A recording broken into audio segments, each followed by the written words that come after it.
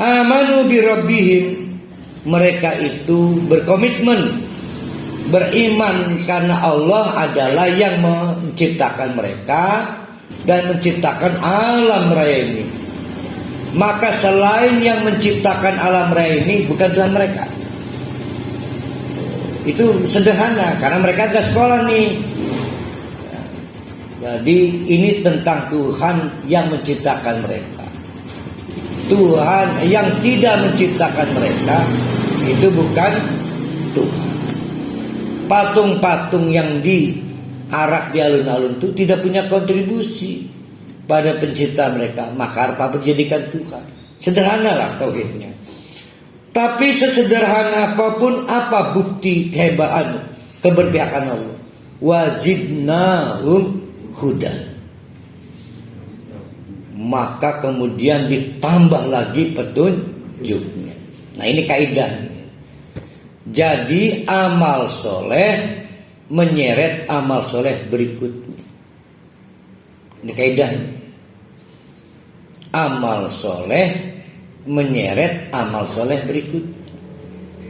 Kalau orang amal solehnya nggak bertambah, pasti amal sebelumnya nggak soleh. Karena ciri amal soleh disebut soleh pasti menimbulkan amal soleh berikutnya. Itu teori dasarnya. Kalau kita beriman, maka dampaknya akan diberitahu Allah cara beramal soleh lainnya. Itu teori itu. Jadi ada orang yang nyangkit pinter, yang tidak bisa dimengerti akal. Nah itu Allah yang bikin.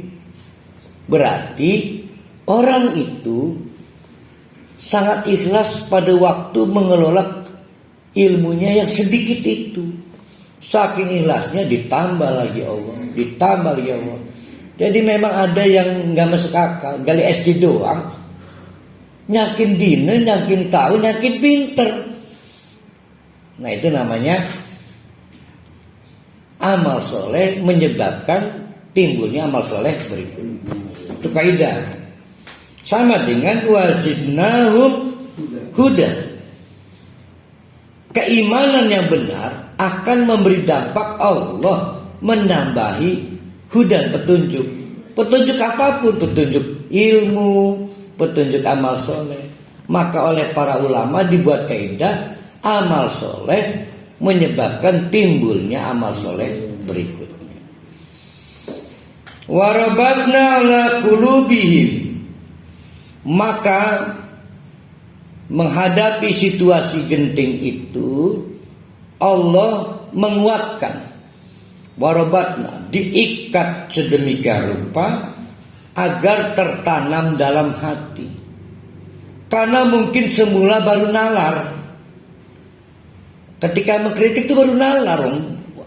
Anak-anak raja, anak menteri kan hanya curiga kayaknya waktu kita salah iki. Kok patung kan gak punya kontribusi, kenapa ya disembah ini? Salah ini, itu baru nalar. Untuk sampai lewat ke hati butuh Allah. Nah alhamdulillah wazidnahum hudan, maka diikat oleh Allah dari nalar, dari ilmu ke hati. Tuh, itu dapat hidayah itu. Sehingga tidak sebatas pengetahuannya. Lagi pula bapak-bapak ibu-ibu, kalau urusan pengetahuan, bocah-bocah kecil kelek. Pengetahuan telah ngomong tua. Tapi menjadi gak penting muda atau tua kalau Allah menyebabkan lewat itu ilmu sampai ke hati. Maka anak muda sekalipun kalau karena kehendak Allah ilmunya nyampe hati, ngelakan wong tua. Aduh baik. Maka jangan mentang-mentang tua. Warabatna ala qulubihim iqamu. Kembali lagi ke alun-alun. Ini Allah naik ini nih, keluar masuk. Balik lagi Allah menceritakan, lihat drama di alun-alun itu. Setelah disidang oleh anak-anak buah bin itu, oleh Pak AM ini ya. Kabur ya. Kembali lagi Allah masuk keluar. Pilih, kamu mau dilucuti pakaian kamu, karena ini anak-anak elit. Copot itu sepatunya, punya merek, jam tangan dikon copot, sehingga tinggal nunggu singlet merek 777. Soal inilah cara paling gampang agar orang kapok bersadar, yaitu dilucuti, dimiskinkan. Sebab ibu-ibu wedi lamun dimiskinkan. Ibu-ibu aja takut, apalagi bapak-bapak. Pasti akhirnya musyrik maning, bid'ah maning. Daripada dimiskinkan, nah maka dilucuti pakaiannya. Apa yang terjadi? Kami nggak takut. Kalau gitu kami rajam. Kami akan lapor pada bapak-bapak kamu agar kalian dihadirkan di alun-alun dan dirajam. Hukuman yang terjadi pada saat itu. Apa yang terjadi? Itqamu, malah ngadeg bocah-bocah itu. Berdiri menantang, faqalu, sambil berkata, Rabbuna Rabbus samawati wal ard. Jangan paksa kami ikut agama kalian. Patung-patung itu bukan pencipta kami. Kami ini diciptakan Rabbus samawati. Diciptakan dialognya ya. Rabbuna, Tuhan kami ya Rabbus samawati, yang menciptakan langit. Patung itu nggak menciptakan langit, tidak menciptakan bumi. Jangan paksa kami sebodoh itu. Satu ya. Lan nad'u min dunihi ilahan. Wal bakal kami mau dipaksa meminta-minta keselamatan, kelanggangan hidup, kesehatan pada patung-patung itu. Kami nggak mau. Kami hanya minta kepada Allah. Laqad qulna idan syataton. Kalau yang ketiga nih, laqad qulna idan syataton. Pidato anak muda ini. Kalau kami ikut-ikutan kayak orang-orang itu, mungkin bapak saya, bibi saya, mamang saya, saudara saya, keluarga saya, kami syataton, tersesat. Ya. Syataton bukan tonton ini, syataton.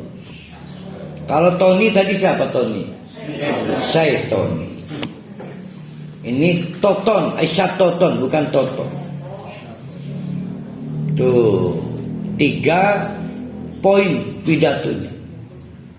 Kira-kira por kali kisah dihadapi pas pampres kayaknya. Tidak berhenti di situ. Ora gelem menang. Haulai qaumun tahadu min dunillah. Lihat itu keluarga saya, kaum kami, dulur kita, sekeluarga kita, sekampung kita. Itu adalah ittahadu min dunillah, sudah nekat menjadikan selain Allah sebagai Tuhan. Laula yatuna la bisultanin bayyinin, padahal mereka tidak punya argumentasi nyata, bukti nyata bahwa ada Tuhan selain Allah. Faman adlamu mimman iftala 'ala Allahi kadiban.